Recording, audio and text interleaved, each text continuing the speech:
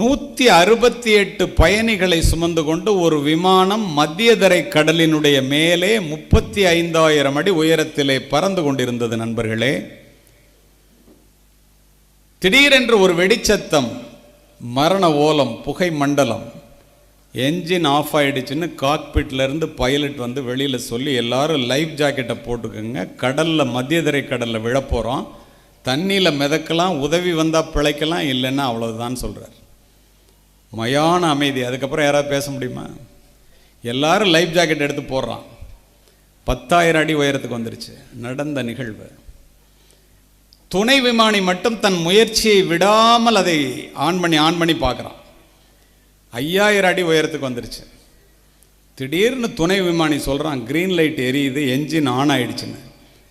காக்பிட்டுக்குள்ளே தாண்டி உட்கார்ந்த பைலட் 2 பேரும் சேர்ந்து விமானத்தை ஆன் பண்ணுறாங்க. தண்ணீரை தொட இருந்த விமானத்தினுடைய என்ஜின் வேலை செய்ய ஆரம்பித்து மீண்டும் மேலே ஏற்றுகிறார்கள். நண்பர்களே, காரணத்தோடு பதிவு செய்கின்றேன். பக்கத்து நாட்டில் எமர்ஜென்சி லேண்டிங்னு இறக்குறான். பத்திரிகை துறை நண்பர்கள் அத்துணை பேரும் சூழ்ந்து கொண்டு இறப்பினுடைய விளிம்பை தொட்டுவிட்டு வந்திருக்கின்றீர்களே, கடைசியாக என்ன நினச்சிங்கன்னு கேட்குறான். ஒருத்தன் நாட்டை சொல்கிறான், ஒருத்தன் பேங்கில் இருக்கிற பணத்தை சொல்கிறான், ஒருத்தன் அழகான மனைவியை சொல்லுகின்றான். அருமை பெற்றோர்களே, தந்தைமார்களே, உங்களுடைய சிறப்பு என்ன என்று பாருங்கள். என் பிள்ளைகளை அனாதையாக விட்டு இறக்கப் போகிறோமே என்று கதறி கதறி அழுதேன் என்று பதிவு செய்த 11 பேரும் இந்திய தந்தைகள் என்பதை மனதிலே பதிய வைத்துக் கொள்ளும். அம்மாவிடம் ஒட்டிக்கொள்வோம், அப்பாவிடம் எட்டி நிற்போம். அம்மாவினுடைய அன்பு வெளிப்படையானது, அப்பாவினுடைய அன்பு வெளியே தெரியாதது. சாப்பிடவா அப்படின்னு கூப்பிடுறது அம்மாவோட அன்பு. சாப்பிட உட்காரும் போதே புள்ள சாப்பிட்டானா பொண்ணு சாப்பிட்டுருச்சான்னு கேட்டுட்டு உட்கார்றது அப்பாவோட அன்பு. இந்த உலகிற்கு உன்னை அறிமுகப்படுத்தியவள் உன்னுடைய தாய் என்றால், இந்த உலகத்தை உனக்கு அறிமுகப்படுத்தியவர் உன்னுடைய தந்தை. கீழே விழாமல் பாருங்க, சின்ன பையன் எப்படி கைதட்டுறான், எவ்வளோ உணர்ந்து கைதட்டுறான் அப்பாவை பற்றின்னு. இதுதான் பேச்சினுடைய அழகு என்று நான் சொல்லுவேன். அதோடு மட்டுமல்ல, பிள்ளை கீழே விழாமல் இருக்கிறது எப்படி அம்மா சொல்லி தருவாங்க. கீழே விழுந்தால் மீண்டும் எழுவது எப்படி என்பதை அப்பா சொல்லி தருவார். அம்மாவோட அன்பு தோசை மாதிரி, சாப்பிட்டோன்னு ருசி தெரியும். அப்பாவோட அன்பு தோசைக்கல் மாதிரி, எவ்வளவு வெந்தாலும் மற்றவர்கள் சொன்னால் ஒழிய அவர் படுகின்ற கஷ்டத்தை அவர் சொல்ல மாட்டார். தந்தை தன்னுடைய அருகிலே இருந்தால் தனி தைரியம் தன்னால் வந்துவிடும். நாம் சறுக்கும் போதும் கீழே விழும்போதும் நம்மை தாங்கி பிடித்து போட, இந்த உலகத்தில் எது வேணாலும் நீ சாதிக்க முடியும், நான் இருக்கிறேன் போ அப்படின்னு சொல்கிற ஒற்றை உறவு தந்தை மட்டுமே. இதை ஏன் குறிப்பிடுகின்றேன் தெரியுமா? தந்தை தன்னுடைய பாசத்தை வெளியிலே காட்ட தெரியாதவர். தந்தை பிள்ளைகளுக்கு கொஞ்சம் தெரியாதவர். இந்த தந்தைக்கு அழக்கூட தெரியாது. குடம் குடமாக தன்னுடைய மனதிலே சோகங்களை வைத்து கொண்டு அழுதால் இந்த குடும்பம் நிலை குலைந்து விடுமே என்பதற்காக தன்னுடைய கண்ணிலே கண்ணீரை கூட காண்பிக்க மாட்டார். உங்களை பெற்று வளர்த்தெடுப்பதற்காக எத்துணை பேரிடம் கடன்பட்டிருப்பார், எத்துணை இரவுகளை கண்ணீரில் கழித்திருப்பார். அத்துணை சூழ்நிலையிலும் என்னோட வேலைக்கு வாடான்னு சொல்லாமல் நீ போய் படிடா, தான் அடையாத உயரத்தை தன் பிள்ளை அடைய வேண்டும், தான் படிக்காத படிப்பை தன் பிள்ளை படிக்க வேண்டும். பாலின்றி பிள்ளைகளும் பசி அறிந்த தாய் அழுவால் கையிலே காசுமில்லை, கடன் கொடுப்பார் யாரும் இல்லை என்ற சூழ்நிலையில் கூட கொச்சை பிழைப்பறியோம், கொலை திருட்டு நாம் அறியோம் என்று பிள்ளைகளை நன்றாக சமுதாயத்திலே வளர்த்தெடுப்பதற்காக ஒவ்வொரு தந்தையும் படுகின்ற பாடு, குறிப்பாக இந்த கிராமப்புறங்களிலே, விருத்தாச்சலம் போன்ற இடங்களிலே, உழைப்பாளிகள் நிறைந்த இடத்திலே அவர்கள் படுகின்ற பாடு கொஞ்ச நெஞ்சமல்ல என்பதை பிள்ளைகள் உணருங்கள். அதோடு மட்டுமல்ல நண்பர்களே, தந்தை தனக்கு கிடைக்காத அத்துணையையும் தன் பிள்ளைக்கு தர வேண்டும் என்று நினைத்து உங்களுக்காக உழைப்பவர். இந்த கல்வி உட்பட காலில் அருந்த செருப்பையும் நைந்து போன 4 முழ வேஷ்டியையும் அரைக்கை சட்டையையும் போட்டுக்கொண்டு பிள்ளைகளுக்கு full pant full shirt shoe வாங்கி கொடுத்து, நீ போய் படிடா, நீ ஒருத்தன் படித்தா என்னுடைய தலைமுறையே தலை நிமிரும் என்று கனவுகளோடு எதிர்பார்த்திருப்பவர்கள் பெற்றோர்கள். உலகத்திலேயே துயரமான கண்ணீர் தாய் தந்தையினுடைய கண்ணீர். மாணவ செல்வங்களே, இங்கு இருக்கின்ற இளைஞர்களே, எக்காரணம் முன்னிட்டும் பெற்றோர்களினுடைய கண்ணிலே கண்ணீர் வருவதற்கு நீங்கள் காரணமாக ஒருபோதும் இருந்து விடாதீர்கள். காரணம், உலகத்திலேயே துயரமான கண்ணீர் பெற்றோர்களினுடைய கண்ணீர் என்பதை தயவு செய்து இப்போதே புரிந்து கொள்ளுங்கள். அதோடு மட்டுமல்ல, ஒவ்வொரு தந்தையும் தான் உணர்த்தாமல் உணர்த்திய உணர்வுகளை, பேசாமல் காட்டிய பாசத்தை, உழைக்காமல் உழைத்த உழைப்பினை வேறு யாரால் தர முடியும்? உங்களுக்கு நினைத்து பாருங்கள். யாராலும் தர முடியாது. நாம் உண்ணுகின்ற உணவு, உடுக்கின்ற உடை, இருக்கின்ற இடம், வாழ்கின்ற வாழ்க்கை, படிக்கின்ற படிப்பு அத்துணையும் அந்த தந்தையினுடைய வியர்வையில் விளைந்தது தானே. தன் தந்தையினுடைய முடி உதிர்ந்த மண்டையில், வெடிப்பு விழுந்த கால்களில், நரம்பு புடைத்த கைகளில், நரை விழுந்த மீசையில் தெரிவதெல்லாம் அவர் இந்த பிள்ளைகளுக்காக உழைத்த உழைப்பினுடைய சின்னம் தானே ஒழிய வேறல்ல. நண்பர்களே, தயவு செய்து புரிந்து கொள்ளுங்கள்.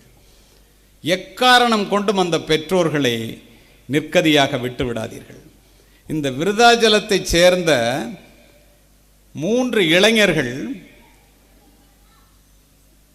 சொன்ன ஒரு சம்பவத்தை, நான் பார்த்து நெகிழ்ந்து போன ஒரு சம்பவத்தை இந்த இடத்திலே நான் பதிவு செய்ய விரும்புகின்றேன். எப்படிப்பட்ட மண்ணுக்கு சொந்தக்காரர்கள் நீங்கள்! இந்த பாசம், பிள்ளை பாசம் பெற்றோர்களுக்கும் பிள்ளைகளுக்கும் எப்படி இருக்கிறது என்று பார்த்து உள்ளபடியே நான் வியந்து போனேன். அன்று 4 மாதங்களுக்கு முன்னால் நண்பர்களே, சவுதி அரேபியாவிலே ஜெத்தா என்ற இடத்திலே உரையாற்றிவிட்டு, சவுதி அரேபியாவில் ஜெத்தா விமான நிலையத்தில் வந்து நான் உட்கார்றேன். விழுப்புரம் விருதாச்சலத்தை சேர்ந்த மாணவர்கள், இளைஞர்கள் இங்கிருந்து சவுதி அரேபியாவில் சென்று வேலை பார்ப்பவர்கள். யாருடைய பிள்ளைகளாவது வெளிநாட்டிலே சென்று வேலை பார்த்தால் மனதிலே நன்றாக வைத்துக் கொள்ளுங்கள். ஏதோ அவர்கள் மகிழ்ச்சியாக இருக்கின்றார்கள் என்று தயவு செய்து நினைத்து விடாதீர்கள்.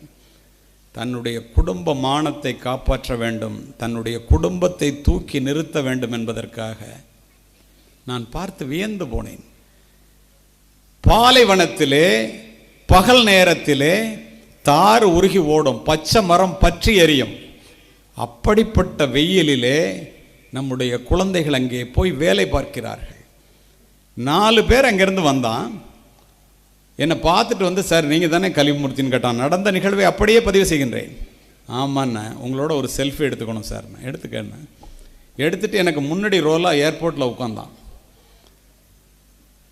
ஒரு பையன் இன்னொரு பையன்கிட்ட கேட்குறான், என்னடா மாப்பிள்ள, 5 வருஷமாக அந்த பாலைவனத்தில் வேலை பார்த்து உன் தங்கச்சி கல்யாணத்தை நிச்சயம் பண்ணிட்ட போல இருக்கு. ஆமாடா, அப்பா பாவண்டா, அவர் என்னடா பண்ணுவார், கொஞ்சம் கொஞ்சமாக பணம் அனுப்பிச்சு கல்யாணம் நிச்சயம் ஆகிடுச்சு, அதுக்கு தாண்டா போகிறேன். அப்படியே எல்லாம் வாங்கிட்டியாடான்னு அவன் கேட்குறான். கடைசி நேரத்தில் மாப்பிள்ளை வீட்டிலேருந்து 10 பவுன் நகை வேணும்னு கேட்டாங்கடா. ஷேக்குக்கிட்ட போய் இன்னும் 2 லட்சம் ரூபா பணம் கேட்டேன். அங்கே ஷேக் மன்னர் ஆட்சி, கம்பெனியினுடைய முதலாளி மன்னர்கள். அவர் 2 லட்ச ரூபா பணம் கொடுத்துட்டாரா. நம்முடைய 182 ரூபாய் அங்குள்ள 1 டினார். நாம் எங்கே இருக்கின்றோம், அவர்கள் எங்கே இருக்கின்றார்கள் என்று பார்த்து கொள்ளுங்கள். கொடுத்துட்டாரு. ஆனால் இன்னும் 2 வருஷம் இந்த பாலைவனத்தில் வேலை பார்க்கணுன்னு எழுதி வாங்கிட்டார். இன்னும் 2 வருஷமா இந்த பாலைவனத்தில் ஏங்குறான் இன்னொருத்தன். அப்போ அங்கே பாடுறா, தங்கச்சிக்கு செயின், அப்பாவுக்கு ட்ரெஸ்ஸு ஓனா எடுத்து காமிக்கிறான். உடனே நண்பன் கேட்கிறான், எப்படிப்பட்ட பிள்ளைகளை பெற்றிருக்கின்றீர்கள் பாருங்கள். ஒரு பானை சோற்றுக்கு ஒரு சோறு பதம். உனக்கு என்னடா வாங்கினேன்னு கேட்குறான். அவன் சொல்கிறான், எனக்கு என்னடா, இங்கே பொருள் நல்லா இருக்கும், விலை கூட இருக்குன்னு உனக்கு தெரியாதா?